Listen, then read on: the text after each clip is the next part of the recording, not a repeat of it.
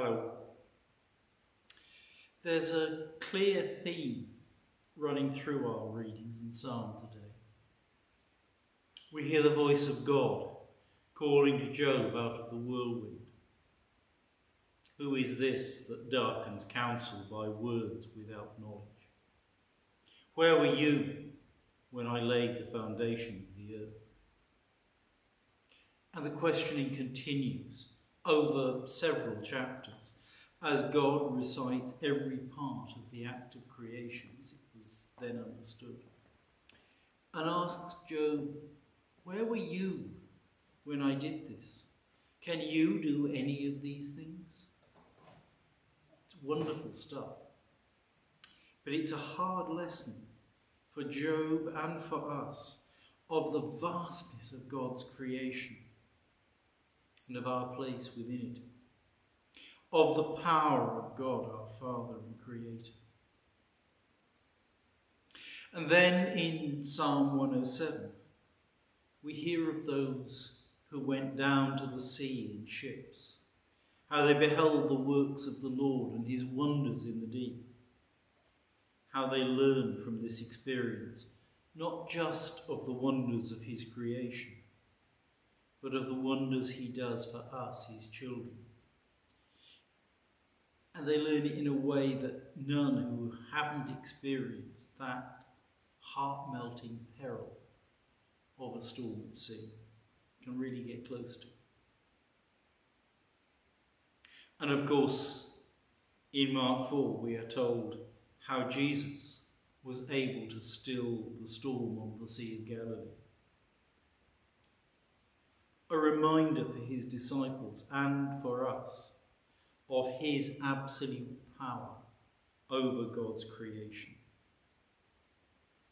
That within him dwelt the Logos, the Word of God, the very instrument of creation, reincarnate in him to be the salvation of all creation.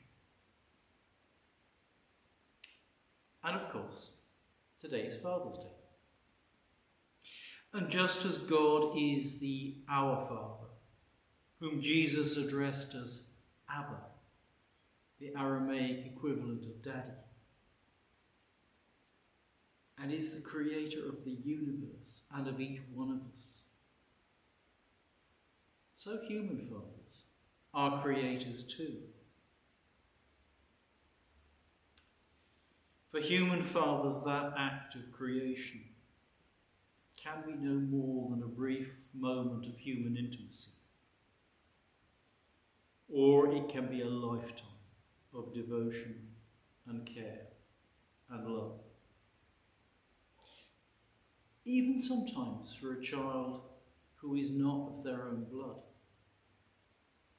Joseph knew all about that.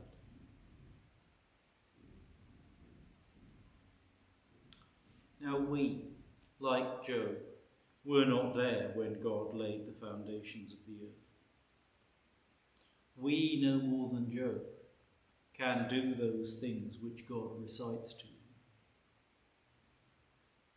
But that vast range of possibility in the role which a human father can play reminds me of two very different images of God and of the process of creation. One has God as a painter. As he paints, he puts all he can of his subject and of himself into the work of art he creates. Generations have struggled to understand the Mona Lisa. What hidden meaning lies behind that enigmatic smile? But for all that mystery, the part played by Leonardo ended with his last brushstroke.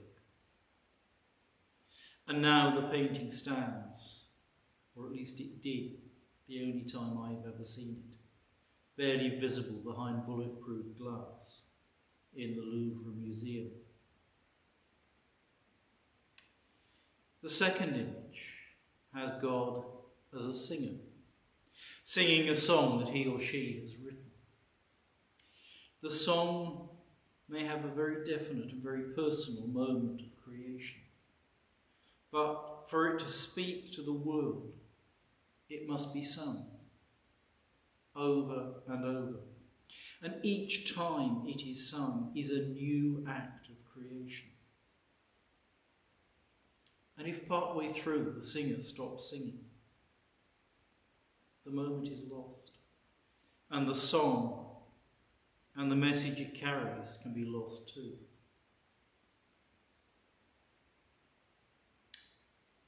Friday evening, Norma and I went to pub in the park in Bath.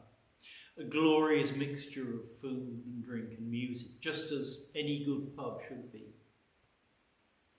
If you imagine something between Glastonbury and your favourite local, then that's probably as close as I can get. The final act of the evening was a wonderful young Scottish singer-songwriter called Tom Walker. He told us that it was the first time he'd performed with a live backing group or to a live audience in almost 2 years. What must that do to a creative artist? And as he sang his songs, he told us something of their inception. One, to celebrate the key workers in the NHS.